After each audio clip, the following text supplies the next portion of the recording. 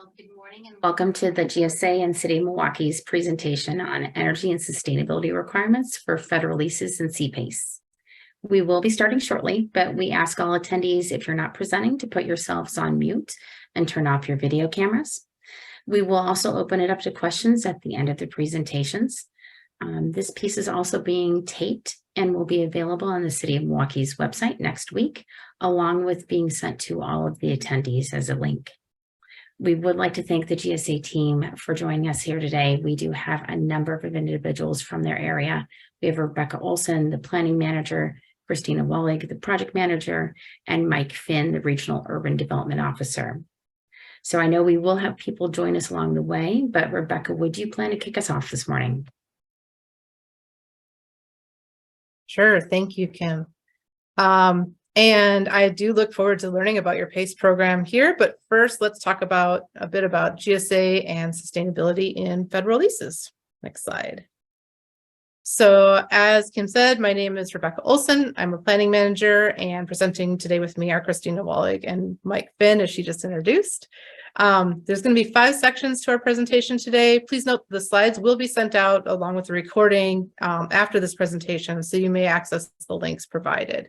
And we do ask that you hold all questions until we finish this presentation and at the very end of the overall presentation today, where there will be ample opportunity for questions and discussion. Next slide. So not sure who's all on right now, but maybe with a show of hands, who here has worked with GSA before? Any? And I'm not sure if I can even see hands or do any of that, but used to my own home presentation. Anyway, I'm going to assume a few of you have at least heard of us before, so maybe this information won't be too new to too many of you. Okay, great. Tim's heard of GSA before. I see that now. Great. Thank you, Tim. Next slide, please. So just to start, a brief overview. The General Services Administration, GSA, is known as the landlord for the federal government. We're the nation's largest public real estate organization and provide workspace for over 1 million federal workers. These employees are housed in space owned by the federal government and also in leased properties throughout the country. GSA has over 179 million rentable square feet of lease space throughout the country, spread out over more than 7,000 properties. At the regional level, GSA Region 5 is comprised of 6 states, including Minnesota, Michigan, Illinois, Indiana, Ohio, and of course, Wisconsin. In total, the region has a 13.5 million rentable square feet of lease space spread out over these 846 lease properties in these 6 states. And part of the reason we're talking today is that GSA's footprint in the Milwaukee market. GSA has over 425,000 rentable square feet of lease space in the Milwaukee area to date. These leases have varying terms, and GSA is regularly looking for new lease space in the Milwaukee area. Today's information on GSA's green lease requirements will help you better compete for and administer these GSA leases. So now I'm going to turn it over to Christina to talk a little bit more about our lease requirements. Thank you, Rebecca. All right, so let's get into our lease requirements. So GSA incorporates sustainability provisions for leased buildings as new federal laws, policies, and executive orders are issued. GSA's most important lease sustainability requirements come from the Energy Independence and Security Act of 2007, which establishes requirements for energy efficiency standards and energy efficiency and conservation improvements. So a few of you might recognize this first page of the GSA R100 Global Template, which identifies the instructions and requirements for proposals for a lease described in the documents. Section 2.09 of the Global RLP and Section 3.14 of the Global Lease are both titled the Energy Independence and Security Act and identifies GSA's green lease requirements for the EPA's Energy Star program.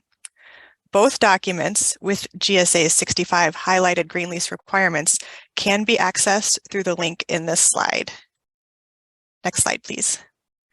So this table here summarizes GSA's key green leasing requirements.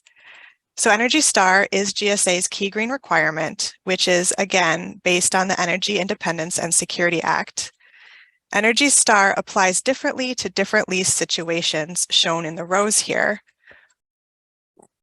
row 1A, new procurement, row 2, a succeeding lease, and row 3, new lease construction project. Each new procurement greater than 10,000 square feet and any new lease construction project are required to have the Energy Star label, and that's an Energy Star score greater than 75. Next slide. Oh, thank you. So there are 4 exceptions to the Energy Star requirement. 1, the size of the lease is less than 10,000 rentable square feet.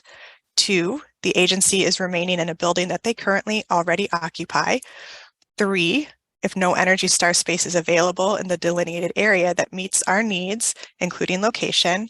And 4, the lease will be in a building of historic, architectural, or cultural significance, verified or eligible for listing on the National Register of Historic Places. For GSA lessors, though, this does not mean that you are off the hook needing to access Energy Star's portfolio manager. So Energy Star exceptions. Under these 4 exceptions, in lieu of Energy Star, the lessor must make cost-effective energy efficiency improvements. If no improvements are proposed, the offeror must demonstrate to the government using the Energy Star online tools why no energy efficiency improvements are cost-effective. If such an explanation is unreasonable, the offer may be rejected. The Energy Star building upgrade manual and building upgrade value calculator are tools which can be useful in considering energy efficiency and conservation improvements to buildings. A link to those resources will be provided later in this presentation.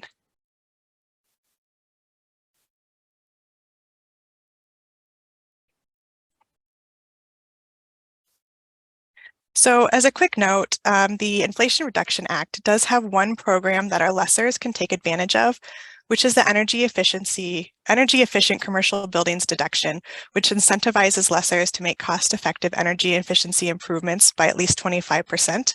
And there's some other smaller bonuses in there for making improvements to HVAC, insulation, lighting, wage requirements, and so on.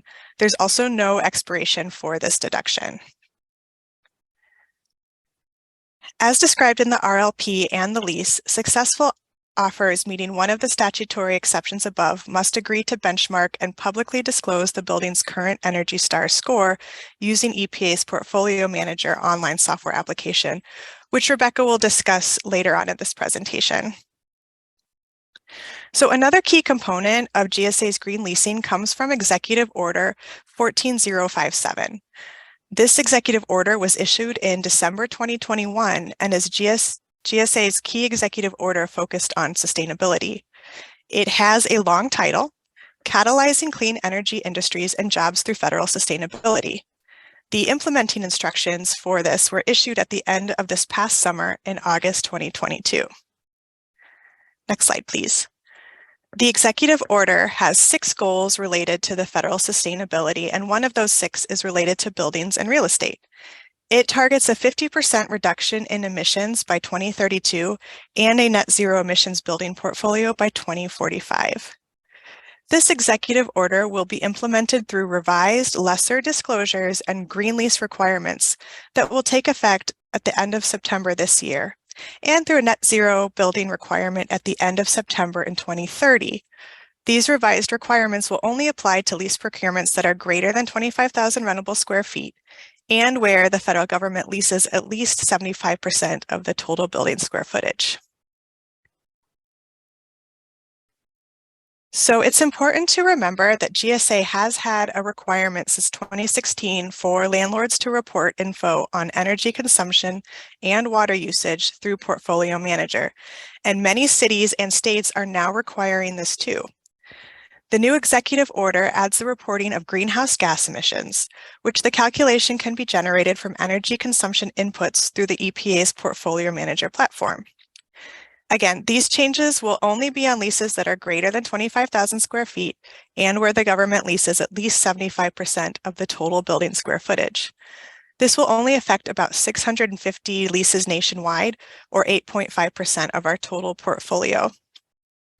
So now I'm going to turn the presentation back to Rebecca for more discussion about Energy Star and the EPA Portfolio Manager. Thank you, Christina. So as Christina mentioned, we're going to talk a bit about the use of Energy Star and Portfolio Manager tool, as that's a key component of our requirements. So the Environmental Protection Agency, EPA, offers Energy Star's Portfolio Manager. It's a free online tool you can use to measure and track energy, water, and waste, among other things. It is the tool GSA requires for benchmarking, and it has some great features such as the ability to document the performance of one building or a whole portfolio of buildings all in one secure online environment. As a management tool, Portfolio Manager can be used for all of the items listed on this slide, amongst other applications. Portfolio Manager is most often used as a management tool, and that's just one part of a broader strategic plan to reduce consumption and costs. It is used to compare measures and track consumption over time, set baselines, goals, and targets, generate metrics that reveal underperforming properties, and then, based on this whole building perspective, building managers can begin to make investment decisions about conservation and energy efficiency measures and track the impact of these strategies in Portfolio Manager once they're implemented. Portfolio Manager requires the following information to benchmark: the building identifiers, space data, and energy use. Just in case GSA's requirement isn't enough to convince you to use Energy Star and Portfolio Manager, here's a little more information about the Energy Star label.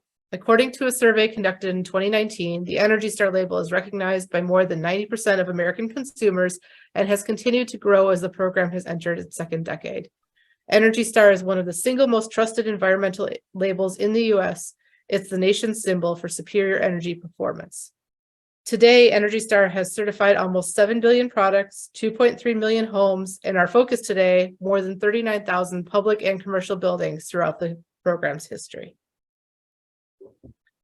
Portfolio Manager offers more than 300 metrics to assess performance. For energy, there are metrics such as source and site energy and weather and normalized energy. Greenhouse gas emissions and green power is tracked, indoor and outdoor water by type is tracked, and trash, recycling, and compost may be tracked. Understanding resources are limited for on-site building management. Portfolio Manager helps to allocate them strategically to get the greatest benefit from projects. The marquee metric for energy in Portfolio Manager is the 1 to 100 Energy Star score, available to certain property types.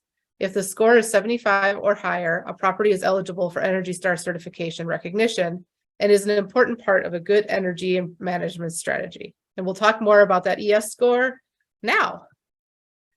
The first step to achieve the Energy Star certification is to benchmark your property in Portfolio Manager to determine its score. Properties that receive a score of 75 or above are eligible to apply for the Energy Star certification. The score is calculated based on the information entered into Portfolio Manager, which includes 12 months of energy data for all fuel types and the operational characteristics in effect during this time period. If your property meets the minimum score and meets all other eligibility criteria, the next step is to begin the online application in Portfolio Manager. Then a licensed professional must conduct a site visit to verify the information in your application. For the purposes of Energy Star certification, they define a licensed professional as either a professional engineer or registered architect. An LP can be a third party that you've hired, or they can be part of your organization. No matter what, EPA recommends that they follow the guidance provided in the Licensed Professionals Guide, which can be found online. Note that a licensed professional can have someone under his or her direction conduct all or part of the site visit on their behalf, but the application submitted to Energy Star still must bear the LP's seal and signature. After the LP or their representative has conducted that site visit, you can complete the rest of the application in Portfolio Manager. You'll need to upload a scanned copy of the application that contains the signature and stamp, as well as the signature of a direct employee of the building owner manager. After the application is submitted, EPA will contact you if there are any questions. You'll be emailed and get notifications through Portfolio Manager, and will need to provide any further information that is needed. And finally, you can always track the progress of your application in Portfolio Manager to see whether it is under review, escalated to expert, or approved. So the link here is a page that offers a number of resources for lesser owners and property managers to learn how to benchmark their properties in Portfolio Manager and achieve the Energy Star label. You can register for live online trainings, watch demo videos and recorded webinars, or review how-to guides and the slide library. 2 recommendations from GSA is the Portfolio Manager's Quick Start Guide and the 5-page how-to guide on how to apply for the Energy Star label. And remember, even if the GSA lease you currently manage does not require an Energy Star score, future RLPs will very likely include requirements to track and share energy, water, and waste data in Portfolio Manager. So it's a tool we highly recommend you get familiar with. And with that, I'm going to turn things over to Mike Finn to talk a little bit more about GSA sustainability efforts. Thanks very much, Rebecca. We've heard a lot about GSA's prioritization of sustainability, and that also includes focus on the owned properties. We prioritize sustainability and high performance for buildings and site systems throughout the entire portfolio. GSA's design standards and performance criteria are described in the P100. This document is available online, is updated on a semi-biennial basis. It contains policy and technical criteria pertaining to design, construction, and maintenance of GSA properties. The link to the P100 is available on the screen. Next slide, please. Next slide, please. Thank you. An example of a local property and project that reflects GSA's commitment to sustainability and responsible stewardship of the portfolio is the federal building in U.S. Courthouse on Wisconsin Avenue. Built between 1892 and 1899, this property achieved its first Energy Star rating in 2000 and was LEED certified in 2013. Next slide, please. Preservation of this landmark has also prioritized environmentally sensitive processes. In 2018 and 2019, an extensive cleaning and repair project used sponge jet blasting to clean the historic facade and ornamental details. Sponge jet blasting produces far less dust than abrasive cleaning and allows significant percentages of cleaning material to be collected and recycled. Next slide, please. Caked with years of accumulated dirt and grime, the cleaning project restored the pristine finish of this historic facility. Next slide, please. The project also returned several New Deal era artworks to the atrium and a new display complete with historical interpretation. Next slide, thank you. Returning to GSA's agency-wide focus on sustainable strategies, the Center for Emerging Building Technologies includes programs that evaluate, deploy, operate, and study innovative building products and systems. Next slide, please. Published reports, assessments, updates, and easy-to-read infographic detailing select findings are available on GSA's website. These have application to the broader commercial real estate industry because we test technologies at GSA properties and part of GSA projects that can then be used by the industry on a much larger scale. GSA has a responsibility to meet federal agency space requirements in ways that advance local community development goals. The Urban Development Good Neighbor program provides regional offices and local stakeholders with technical expertise to meet this responsibility around GSA projects and properties. Opportunities exist across the life cycle of GSA projects, from initial site selection and design of new buildings to public space improvements and shared use at existing buildings. Next slide, please. GSA is a partner in the federal government's interagency Thriving Communities Network. The Thriving Communities Network is designed to help cabinet agencies coordinate strategy, collaborate across initiatives, and target deployment of a full range of federal place-based technical assistance and capacity building resources to communities across the United States. By working alongside and within communities, technical assistance programs can better support locally identified infrastructure needs and priorities.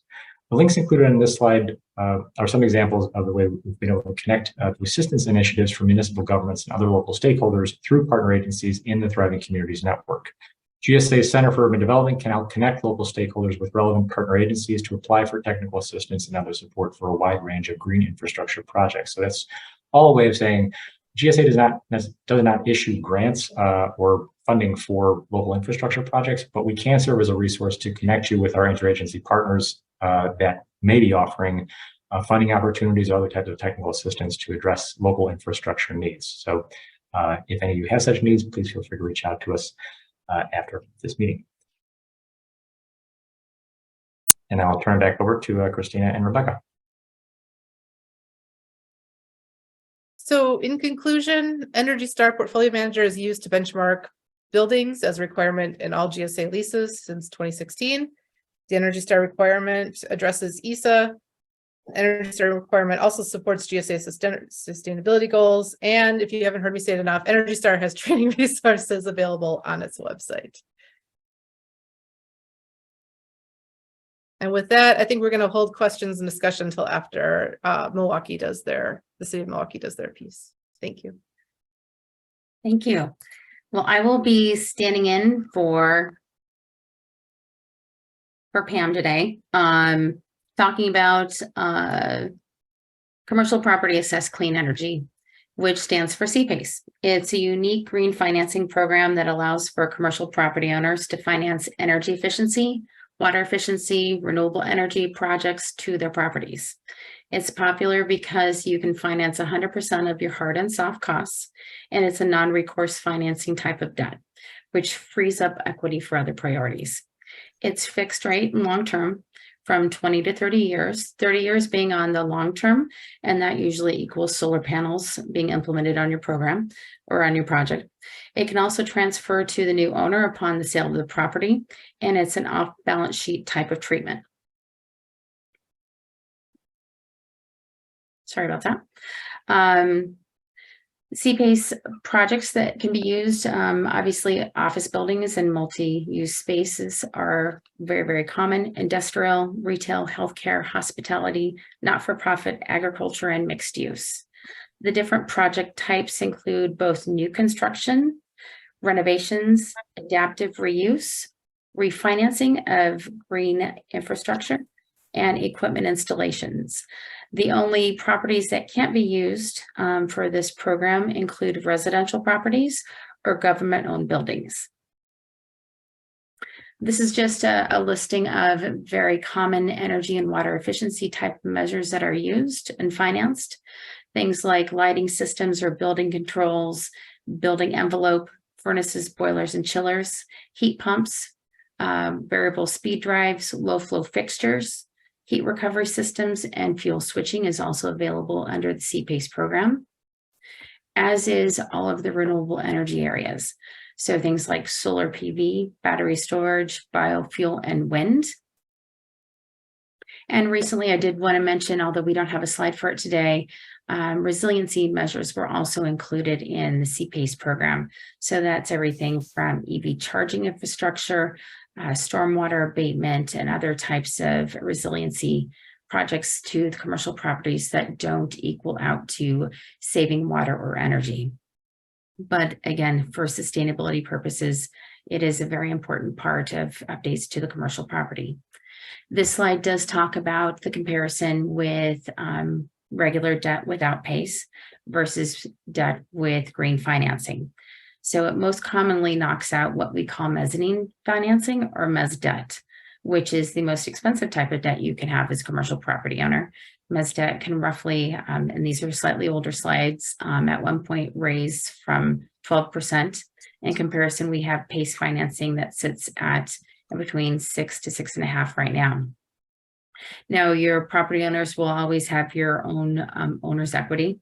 You would have, for example, on the right-hand side, some of your PACE financing, and that would only include financing for energy efficiency, renewable energy, resiliency measures that you would be using for your project, and the traditional mortgage debt. So as you can see, the differences can equal up to be millions of dollars if you use green financing and finance that over a long term of up to 20 to 30 years. It fits nicely always in the capital stack, and especially as lending options are shrinking, we are looking at this as a really nice opportunity for gap financing. This is the current PACE program website for the city. It will be redone within the next 2 weeks, so you will have a different view, but the same resources available on the website. The things there are the entire program manual, which we encourage you to take a look at. The participating lenders in the program. We have both regional, national, and local lenders that people can choose from. It is an open market program, so the interest rates are set by the individual lenders that you choose. And also there is some information on the application components and the residential preference program. We try to make it as easy as possible to get started. To that end, our group has created a project center, which we'll talk about in a second here.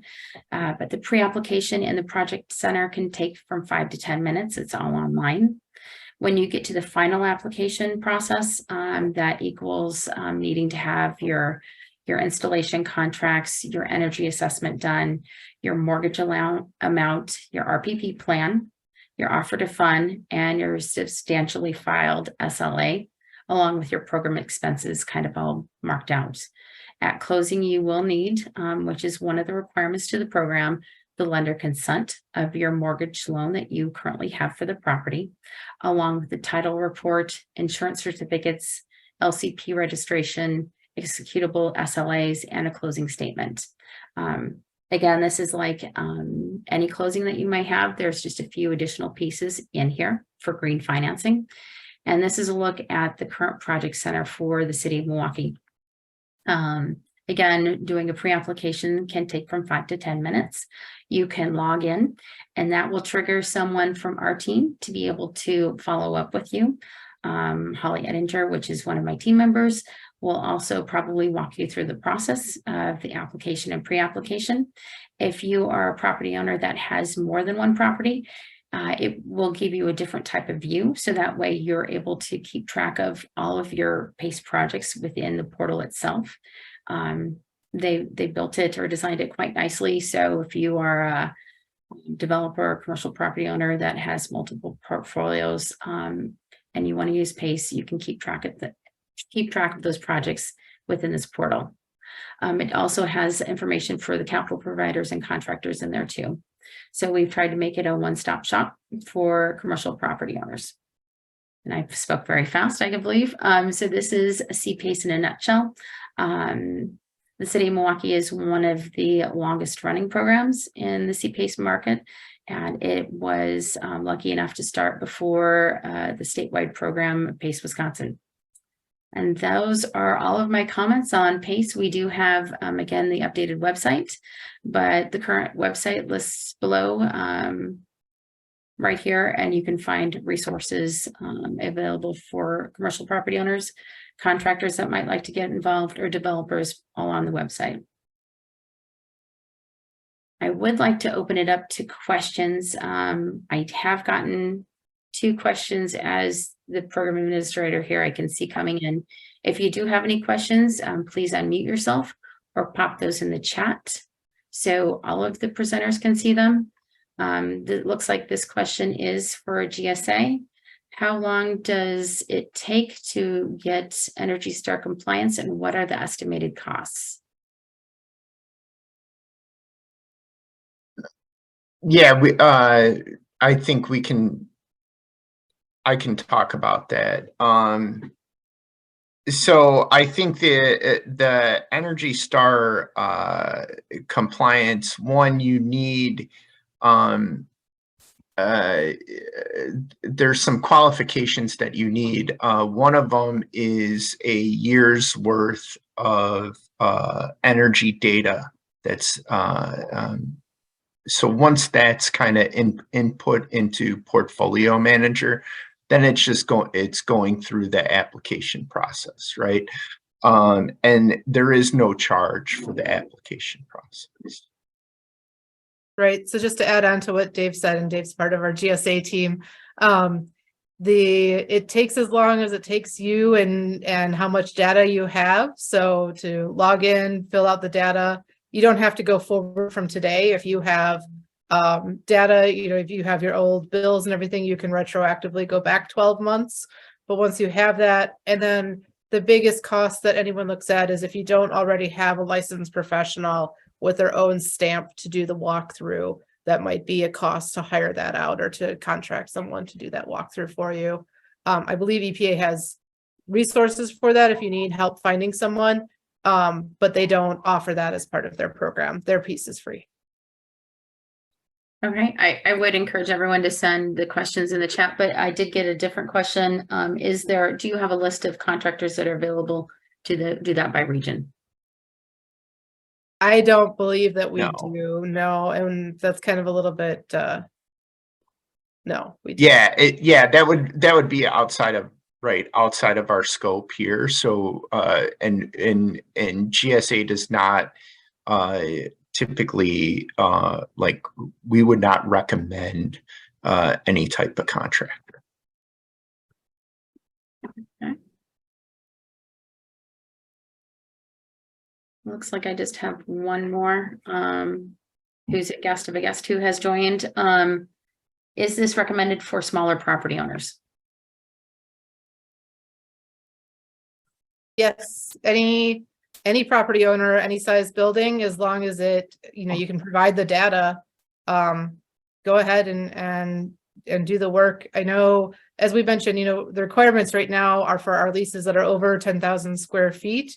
And in some cases over 25,000 square feet, but it is something that we kind of noted, and I'll reemphasize that what we see coming is that any GSA lease that's being held is going to be asked to have that lessor provide and share energy and other cost consumption data. So using Portfolio Manager, getting involved with that program is definitely something that we encourage everybody to do, no matter the size of your property.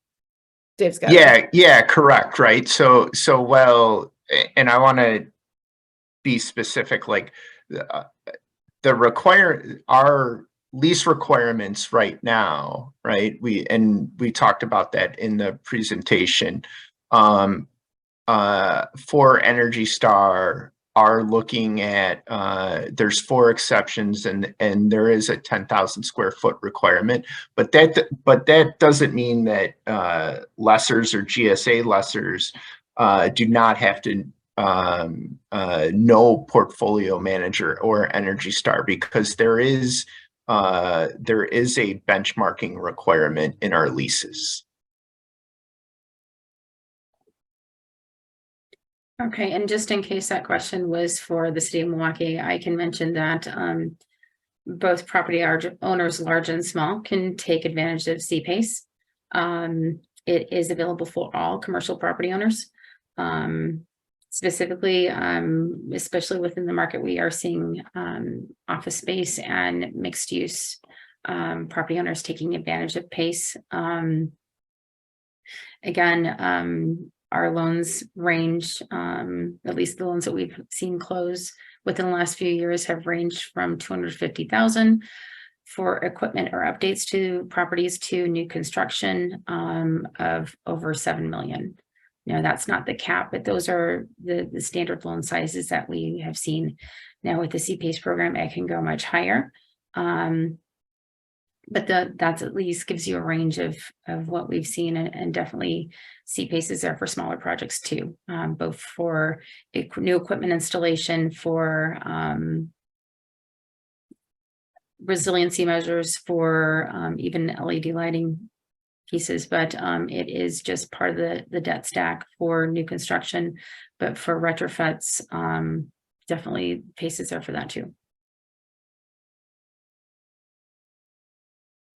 Yeah, Kimberly, that's great. I mean, that was kind of one of the questions I had, was just like, what's the scope that you're, the scope of buildings that you're seeing, like, Class A, Class B, and types of projects too. Mm-hmm.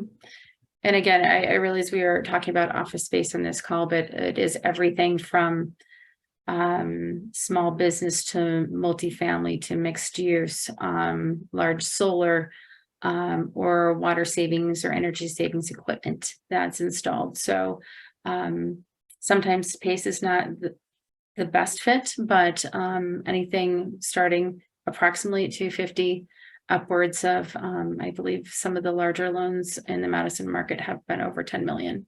So it is there, especially for new construction, roof wall windows, low flow fixtures, LED lights. The whole building shell can be used with PACE. And I don't think I see any more questions, unless if the other presenters might want to check to see if they've gotten any direct questions sent to them.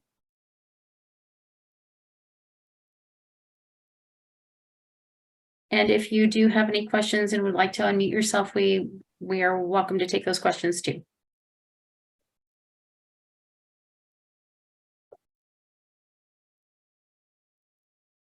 Well, without any additional further questions, I think we are at a completion slightly early today. Again, we will put this on the City of Milwaukee's website under the PACE financing section, and then send that to all of the attendees in case folks had to hop off the call or join slightly late. You have available as a resource the tape for this event. Again, thank you, GSA, for having all of your speakers joining us here today. And I think this is a great program that not only affects the city of Wisconsin or the city of Milwaukee, the state of Wisconsin, but also the region in a whole. So thank you. Thanks very much. Thank you. Yes, thank you. Right. Goodbye. Bye.